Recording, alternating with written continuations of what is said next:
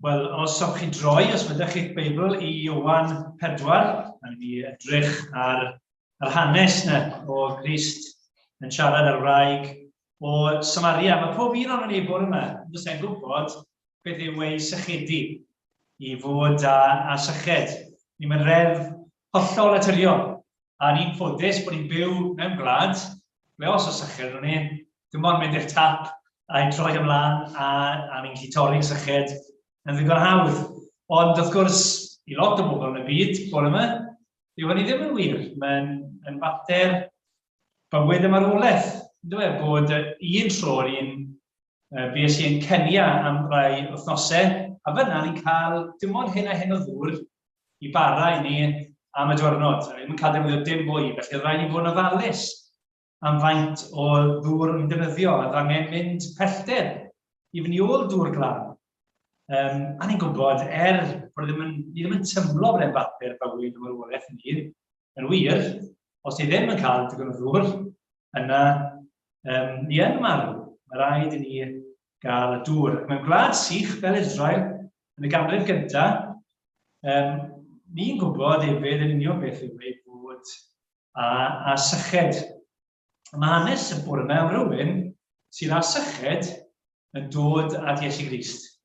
Dod wyneb ag Iesu Grist. A ni'n credu bod ni'n gweld, ni'n siŵr ni'n dysgu lot fawr o bethau am Iesu Grist yn darna. Dwi ddim wedi gweld na deall. Ond mae 4 peth eisiau ni edrych yno gyda'n gilydd yn yr hanes. 4 peth am yr arglwydd Iesu Grist. A'r peth cyntaf yw hyn, bod Iesu Grist yn anwybyddu confensiynau cymdeithasol. Mae'n anwybyddu unrhyw gonfensiwn cymdeithasol. Ni'n gweld bod Crist yn teithio yn adnod 4 trwy Samaria. Yn dweud, roedd rhaid iddo fynd trwy Samaria. Falle mae'n awgrym fyna, mae dyna fel mae'n cyrraedd y man ddim eisiau mynd, ond hefyd mae'n fel petai yn awgrymu, na, mae Crist yn dweud, dyma'r ffordd i fi yn gorfod mynd, bod penderfyniad Crist yno. A dwi ddim yn siŵr beth yw y rivalry mawr yn resolve. Ond chi'n meddwl am y lle pan mae'r scarlets a'r gwylch yn chwarae neu llechi a chastell nir fel oedd hi gynt. Mae'n rhyw fath o, felly fod atgasedd yn rhy gryf, ond mae'n rhyw gysineb fyna rhwng cefnogwyr y scarlet a'r gwylch. Ond dyw hwnna ddim byd y gymharu gyda Israel a Samaria.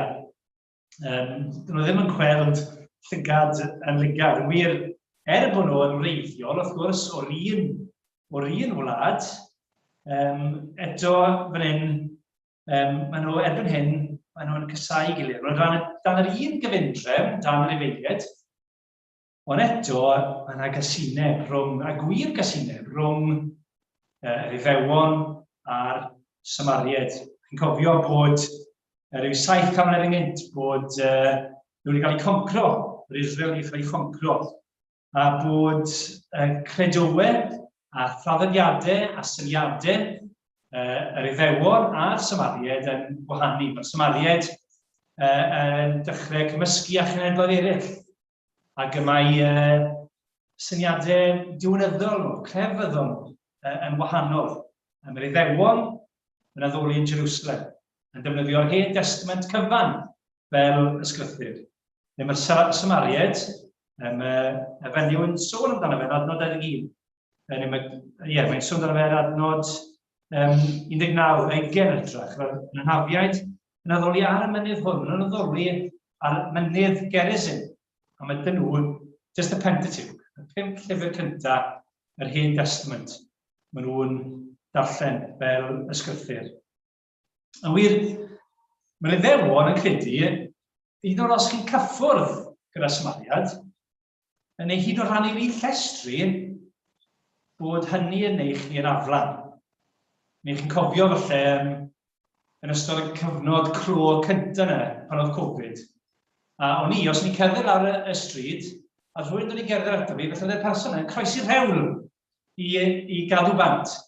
Wel, fyla bydde fi rhwng yr Iddewon a'r Samariaid ni. Mae'r wraig neu mae'r gair yn coffi amdano fe, mae'n dweud yr adnod 9. Wrth gwrs, ni bydd yr Iddewon yn rhannu'r un llestri ar Samaried. Felly mae'r syniadau yma am byrdeb ac amhyrdeb i'r Iddewon yn rhwng gyda i perthynas nhw gyda'r Samaried. Mor bwysig yw hyn iddyn nhw, a mor fawr yw'r elyniaeth sydd rhwng nhw. A wedyn, pa chi'n ystyried hefyd statws o wraig yn y gymdeithas hon, a bod hi'n israddol ta beth yn y gymdeithas, a ni'n mynd chi ryw syniad o beth yw statws y fenyw yma i Iddewon, i rhywun fel yr arglwydd Iesu Grist. A mae pob confensiwn cymdeithasol yn dweud Iesu Grist ddim bod yn agos at y fenyw yma. Ni gyd disgyblion yn dweud pam yn dyn ôl, maen nhw'n synnu bod e'n siarad ar y wraig yma. Ydle bod e'n bod yn siarad â hi, ac yn wir, mae'r person ei hun yn dweud, sut rwy ti a thethen ifew yn gofyn am rhywbeth i lyfed gen I fi, a mynd i'n wraig o Samaria. Ond mae Crist yn dweud wrthi, rhoi ni beth yw yfed. Mae'n mynd ati. So i'n gwybod chi fod mewn digwyddiad le neu chi'n siarad â rhywun, a chi'n ymwybodol, tra bod chi'n siarad â nhw, bod nhw fel petai nhw'n edrych dros eich ysgwydd chi am rhywun pwysicach chi siarad â. Yn fi'n aml cael y profiad hynny. Ddim yn ddigon pwysig i'r person i fod yn siarad gyda nhw. Mae rhywun gwell i siarad â. Ond nid felly Iesu Grist. Ys dim ots os chi'n oedolyn neu yn blentyn. Os chi'n fedyddiwr neu yn methodist. Os chi'n gyfoethog neu yn glawd. Os chi'n grefyddol neu yn ddi-gred. Os ych chi'n Gristion neu yn Fwslem. Ta beth yw'ch sefyllfa chi, ta beth yw'ch beth sy'n rhoi hynaniaeth i chi. Does dim gwaniaeth. Mae Crist am ddod ato chi y bore yma. A hyd yn oed fwy fan hyn, achos nid yn unig bod hi ar Samaria, a bod hi'n wraig o Samaria, ond hefyd, mae'r math o berson i fi, hefyd yn awgrymu dyle fe ddim bod yn mynd I siarad â hi. Mae'n ddiddorol bod hi'n dod I gasglu dŵr am hanner dydd. Dyma'r amser mwyaf twym yn ystod y dydd. Yr amser bydde neb yn mynd mas I gasglu dŵr. Ac eto mae hi'n dod ar ben ei hun. Ond yr arfer bydde, I wragedd y pentref neu'r dref, bydde I ddod gyda'i gilydd. Bydde fe'n act cymdeithasol, helpu gilydd I gasglu'r dŵr. Cyfle I gael sgwrs wrth gasglu dŵr. Ond fan hyn, mae'n dod ar ben ei hun. A sneb eisiau ymwneud â hi. Yn ddod bod y sgwrs am dynnu dŵr. Mae Crist yn dweud, rho ddŵr I mi. A mae'n dod rownd a mae'r fenyw yn dweud wrth Crist, rho'r dŵr hwn I mi, i'n cadw rhaid sychedu.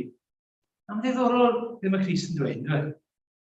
Mae'n newid y sgwrs o'r dŵr, ac mae'n dweud, gael y dŵr a ffyrdd yn ôl yma. Mae'n dod ar ben ei hun, achos, wel, yn y gymdeithas yna, mae'n berson, a gymdeithas ni rili, mae'n berson anfoesol. Mae'n rhywun sydd ddim wedi dilyn deddfau Duw. Mae wedi cael 5 bwyr, ac nawr mae'n byw gyda rhywun sydd ddim yn ŵr I fi. Ni'n gweld e'n adnod 18. A dim ryfedd felly bod neb am ymwneud I. Mae hon yn berson sydd wedi cael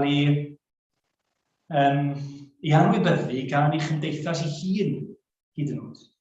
Sneb eisiau gwneud dim byd â hi. A dim cweit neb. Neb ond Crist.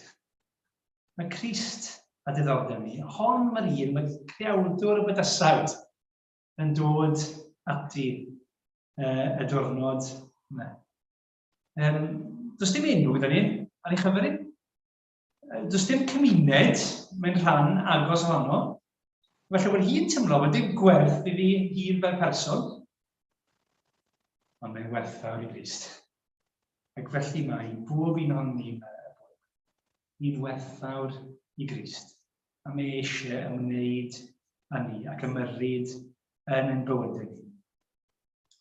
A mae'n wir, os ni'n Gristion, neu os ni ddim yn Gristion y bwrdd, mae eisiau ymwneud â ni. Does dim syniad i beth yw sefyllfa ni y bwrdd yma. Felly, bod chi'n tymlo fel y fenyw yma, bod neb yn poeni amdano chi. Bod pobl falle ddim yn hoffi chi. Ond mae Crist yn poeni. Mae Crist yn hoffi pechaduriaid. Falle bod chi'n Gristion, bod chi'n tymlo, falle bod chi'n gwybod yr wythnos hon, bod pechod i bod yn drech na chi, bod ryw bechod chi wedi gadael i dyfu a thyfu, a bod chi yn dod bore yma, ond bod eich calon chi ddim mewn gwirionedd. Ond bore yma, mae Crist eisiau delio gyda chi, gyda pob un ohono ni. A dydw mae'n poeni am gonfensiynau cymdeithasol. Mae eisiau torri reit trwy hynny i gyd. Pob person, dy pwy un o'r, ble yn y dod, beth yw'r cefndir? Mae eisiau delio gyda'r angen penna ni. Ni'n gweld yn penod 3, mae wedi dod at Nicodemus, y Phariseiad. A mae'n dod at rhywun hollol wahanol, menyw o Samaria sydd yn anfoesol. A mae'n dod at y ddau yno. Mae eisiau dod at bawb. Mae'n gyfnod dwi'n ni'n byw yn ni, le chi'n tymlo bron bod rai chi'n gwybod un ochr o'r ddadl neu'r llall. A bod syniadau extrem yn y cymdeithas ni, a bod dim rhywbeth o fan canol, ond mae Crist eisiau dod at bawb. A mae'n her i ni fel Gristnogion, sut ni'n trin bobl gwahanol, a ni'n gweld cariad a chonsern Crist dros bob person sydd wedi greu neu lun a'i ddelw fe. Be sy'n lliwio ni? A'i confensiwn, neu traddodiad, neu syniadau cymdeithasol, neu yr efengyl, neu'r arglwydd Iesu Grist ei hun. A sut ni'n dangos hynny at bobl? Mae Crist yn anwybyddu confensiynau cymdeithasol wrth ddod at y wraig o Samaria. Yr ail beth yw bod Iesu Grist yn addo torri syched. Yn addo torri syched. Ni'n gwybod ni, os ni'n yfed galwyn o ddŵr yn y bore, hynny yw, eblaw bod ni eisiau mynd i'r tŷ bach yn amal wedyn, bydd dal yn angen syched o'n ni, nes mlaen y dydd, ac yn wir, dyna mae'r fenyw yn dweud. Dyna bod, mae'n dweud, ro'r dŵr hwn i ni, i'n cadw'r angsychedu. Mae eisiau rhywbeth sy'n rhoi bywyd iddi trwy'r amser. A dyna mae Crist yn addo ni, yn addo torri syched. Mae'r fenyw yn dod i dorri syched sy'n gallu cael ei dorri trwy yfed dŵr. Ond mae Crist yn ymwybodol bod yna syched dyfnach gan y fenyw. A ni'n ymwybodol o hynny. Hefyd ni, felly, wedi dweud hyn o'r blaen. Mae Wimbledon yn blaen o'r blaen, sy'n cymryd chi'n gwylio y tennis yn Wimbledon. Ond un o'r chwaraewyr gwych dangos hoedran yn y gorffennol oedd John McEnroe. Oedd un oedd pobl yn pegynnu barn ar John McEnroe.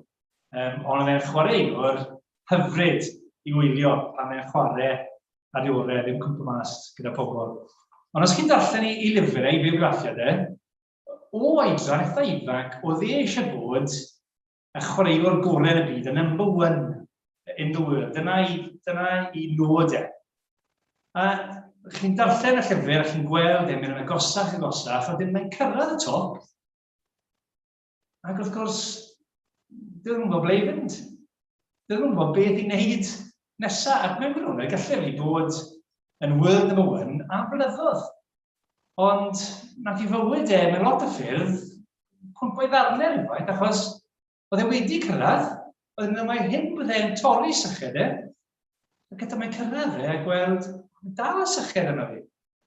Mae dal angen I fi dorri'n syched. Achos y broblem yw bod byddai'n trial torri syched gyda rhywbeth sydd ddim yn gallu diwallu fe. Ac wrth gwrs, ni'n gwybod bod hynny'n wir amdano ni'n hunain I fynd ni. Mae y proffwyd Jeremia yn dweud, lle bych chi'n cofio penod 2 ac adnod 13, mae'n dweud wrth y bobl, mae Duw yn dweud wrth y bobl trwy Jeremia, yn wir, gwnaeth y bobl ddau frwg, rhywun gydawsant I, ffynnon y dyfroedd byw, a chloddio I ddyd eu hunain bydewau. Bydewau torridig, na allan ddal dŵr. Ia, dyna mac yn rhywun wneud, a dyna I ni'n gallu wneud. Mor aml. Ble ni'n mynd I geisio torri syched? Mae'r fenyw yma o Samaria yn mynd at rhywbeth sy'n mor gyfoes I ni. Yn cymdeithas ni. Mae'n defnyddio rhywbeth I geisio torri syched sydd yr un heddi ac yn hyd yr oesoedd. A ble mae bob stori tylwyth teg, mae rhaid fi'n cofio ti beth yn gorffen.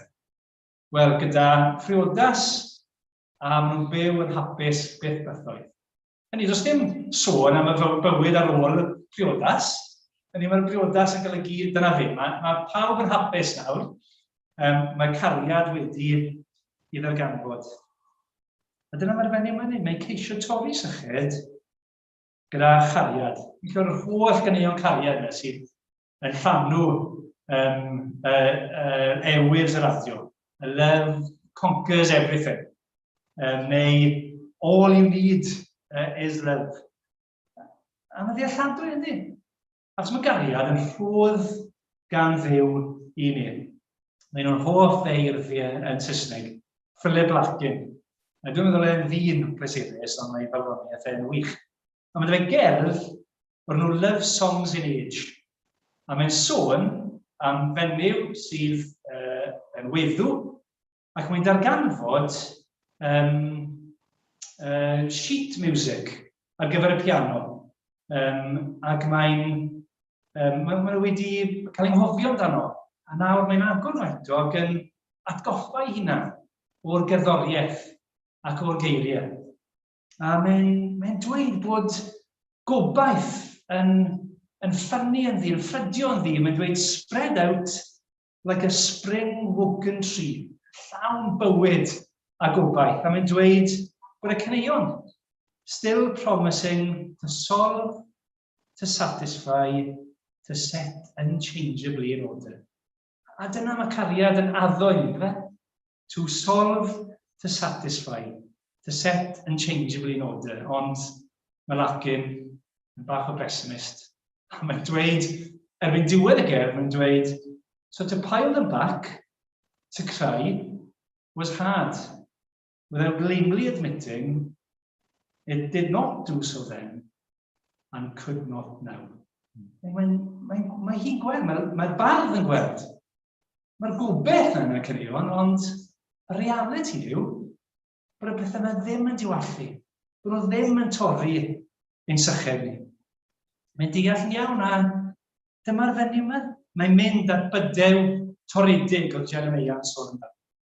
A mae'n ddim wedi cael 5 o wir, a mae'n nawr gyda'n arall sydd ddim yn hwyr I fi. Ond dwi ddim yn cael ei diwallu. Mae C.S. Lewis yn dweud bod pob deheuad y dymuniad bod yna rhywbeth i'w lenwi fe yn byd natur. Mae'r pengwyn, mae eisiau nofio, ac felly mae'n y ddŵr. Mae aderyn eisiau bwyta, felly mae'n y fwydyn. I ni eisiau caru, eisiau cael yn caru, ac bod na ryw fath o fatch, dwi ddim yn diwallu fe. Dwi ddim yn diwallu dymder y cariad, y dymuniad a'r deheuad yna sydd gyda ni. Mae Crist yn mynd yw raidd y broblem. Yn deheu ni'n cyrraedd mor fawr, achos mae angen y bydloni ni mor fawr. Mae Crist yn mynd i'w raidd y broblem. Doedd ddim yn dal nôl ac i'n mynd dweud, cer i ôl dy ŵr. Oedd yna siwr yn torri reit trwy fi, doedd e? Oedd e'n pwyntio reit mewn, roi'r gyllell reit mewn i fi, ar y pwynt hynny.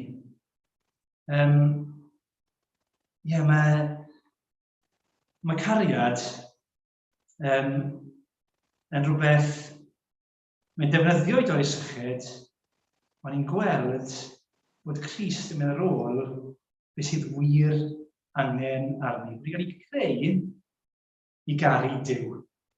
Beth yw'r gorchymyn gyntaf? Car dy Dduw a thwall galon. Os ni'n gwneud hynny, yna fydd yn cael ein diwallu.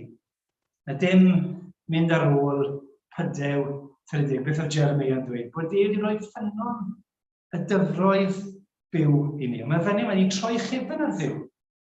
Mae wedi chwilio am gariad mewn llefydd eraill. Mae wedi gwrthod y dŵr bywiol. Mae Crist nawr yn addo rhywbeth rhyfeddol i ni. Mae'n dweud, bydd y dŵr yr oddaf iddo yn troi'n ffynon o ddŵr o'i fewn, yn ffrydio i fywyd tragwyddol. Mae'r fenyw methu torri syched. Mae'n fod yn ôl eto ac eto ac eto at y ffynon. Ond mae Crist yn addo torri syched. Beth amdano ni? Beth ydyn ni'n defnyddio i dorri syched? Mae'n bod yn pob math o bethau. Yn y bennod blaenorol, rwy'n dweud, oedd Nicodemus. Oedd e'n defnyddio cyfriaeth. Oedd e'n defnyddio hunan-gyfiawnder mwyn torri syched. Ond mae'n un peth sydd yn para. A'r arglwydd Iesu Grist yw hynny. Dim ond fe sydd yn para byth. Dim ond ei gariad sydd yn para byth. Mae pob beth arall yn sychu ac yn gwylo. Ond mae Crist gyda ffynon sy'n ffrydio ynddo ni i fywyd tragwyddol. Mae'n rhoi ysbryd Duw i hun i ni. A dim os beth yn amgylchiadau neu'n sefyllfa ni. Ni'n saff, ni'n sicr, gallu cael heddwch a gobaith yn ddwfn tu fewn ni gyda yr arglwydd Iesu Grist. Gyda'i ddŵr ein ffrydio i fywyd tragwyddol. Y bar yn ddwchol y blac yn anghywir. Mae cariad go iawn i gael, sydd yn bodloni, sydd yn diwallu, sydd byth yn methu nag yn siomi. Oedd ni'n gweld yn angen ni yna. Oedd ni'n gweld mae dim ond Crist sy'n gallu'n bodloni. Mae'n addo torri yn syched ni. Oedd ni'n fod yn dod ato fe. Ond fel mae'n rhoi'r dŵr bywiol yma i ni. Mae 2 bwynt byr ar ôl. A'r trydydd pwynt yw hyn. Fel mae'n rhoi'r dŵr bywiol yma i ni? Wel, y trydydd pwynt yw mae Crist yn sychedu hefyd. Mae Crist yn sychedu hefyd. Chi'n cofio, nes mlaen yn Efengyl Ioan, bod e'n dod, bod Crist yn hongian ar y groes. Ac ar ôl hyn, roedd Iesu'n gwybod bod pob peth bellach wedi orffen. Ac mwyn i'r ysgrythau gael ei chyfrannu dywedodd, mae arnaf syched. Y geiriau, rhyfeddol i fod yn edrych yn ysgol Sul y capel gyda'n gilydd ar eiriau ola Crist ar y groes. Wel, annog chi i fyfyrio arnyn nhw, achos mae'n hawlydd yna i chi. Ond ni'n gweld fan hyn, nid yn unig syched gorfforol sydd yn Crist. Mae'n bwrdd o'r wir, bod yna syched gorfforol.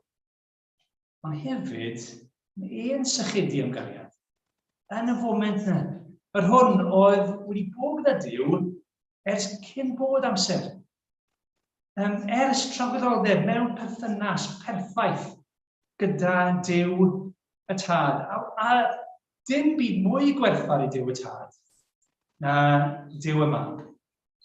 A Duw y Tad y Mab a'r Ysbryd Glân yn berffaith, yn mwynhau y cwmni ac yn deithas i gilydd.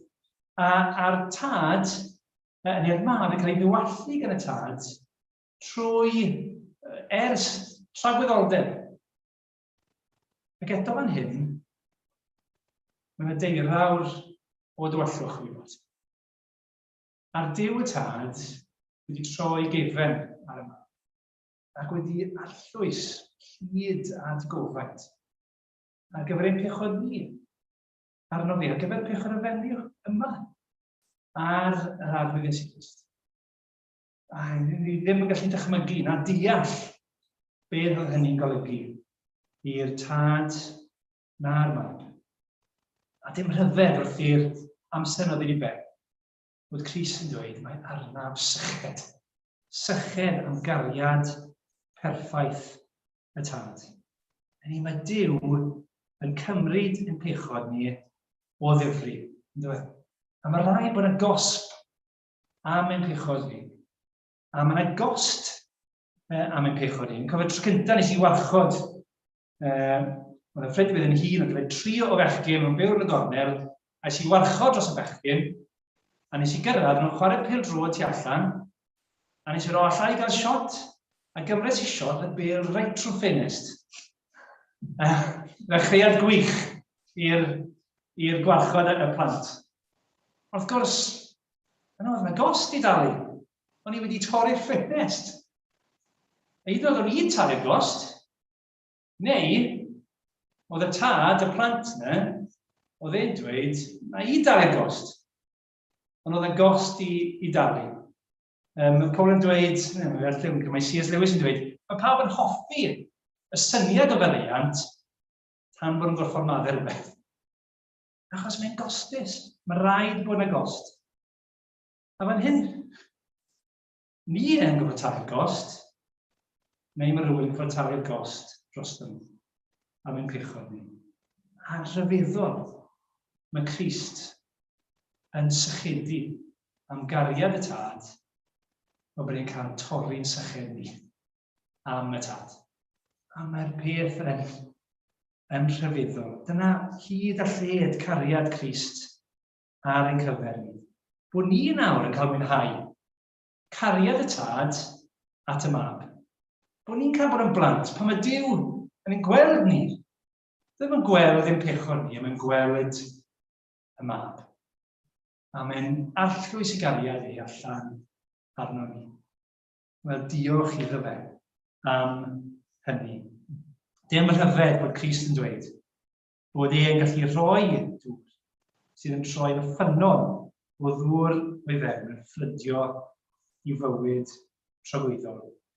A'r peth ola, nid yn unig bod Crist yn addo torri syched, bod e'n sychedu, ond atgoffa ni, mae Crist ei hun sydd angen arno ni. Crist ei hun sydd angen arno ni. Meddwl oedd bod y fenyw, pan mae'n cael ei herio am ei bywyd personol, mae'n mynd yn gryfyddol, ydw I. Mae'n dweud, roedd e'n anafiad naddoli ar y mynydd hon, ond chi'r Iddewon, dweud mae'n Jerusalem. Dyma'r man lle dylid addoli. Ble ni fod I addoli? Mae'r cwestiwn sydd gyda ni. Ble ni fod I addoli? Ond nid ble ni fod I addoli, yw'r peth bwysig mae Crist yn dweud. Ond pwy ni'n addoli sy'n bwysig? Pwy ni'n addoli? Mae'n dweud, mae amser yn dod. Mae yma eisoes. Pan fydd y gwir addolwyr yn addoli'r tad mewn ysbryd a gwirionedd. Mae'n hawdd â chi meddwl bod ni'n cael Crist ac yna oherwydd Crist mae yna faddeuant a heddwch a gras yn dod o Dduw I ni trwy Iesu Grist. Ond mae Crist yn dweud wrth y fenyw yn adnod 10, pe faint yn gwybod beth yw'r rhodd Duw. Hynny yw, odi, mae'r maddeuant a'r heddwch, maen nhw'n rhoddion, ond maen nhw'n dod yn y rhodd. Y rhodd yw Crist. Ni ddim yn cael Crist mwyn cael y maddeuant, ni'n cael Crist mwyn fe. A mae popeth arall wedyn yn dod trwyddo fe. A os mae'n gallu diwallu'r tad, neu wedi diwallu'r tad, ers tragwyddoldeb, Wel rhai breuddwygonol ym mhob sefyllfa, ym mhob peth i ni hefyd. Mae llawer o bobl da, does e? Ond dim ond un person sydd wedi'n creu ni a wedi dod yn un ohono ni, sydd yn arglwydd y gogoniant ac yn berson co iawn, sy'n marw mewn cywilydd a gwerth, a sy'n awr yn eistedd ar ddeheular blwyddyn, wedi dychwelyd i'r gogoniant yn rhannu gyda tad cyn bod y byd. Ond ni wedi dod ato fe. Chi'n cofio, ddim yn efo'r trwytha ni'n pregethu yma, a ni'n meddwl am Pedr yn y cwch, a Crist ar y lan. A Pedr yn gwybod mwy am ei bechod, ond beth yw'r mateb e weld Crist? O, mae'n rhedeg ato fe. Mae eisiau bod gyda y mab. Oedden ni wedi gweld bod Crist yn ddigonol. Yn ddigonol ar gyfer y bywyd cyfan ni. Oedden ni'n cadw unrhyw beth wrtho fe. Ond ys yma ni'n ofni na phoeni, mae'n dymuno yn ei ddod. Fel i ni. Mae'n gwybod beth ni fel. Mae am yn ei ddod fel i ni. A falle fel bod ni hefyd wrth ddod a gweld mae fe yw gwaredwr y byd, o'r eraill hefyd yn dod i glywed ei eiriau fe, ac wrth glywed, gallu dweud, fe wyddom, mae hwn yn wir yw gwaredwr y byd. Mae bydded hynny'n allu mwyn i'w goniad i. Amen.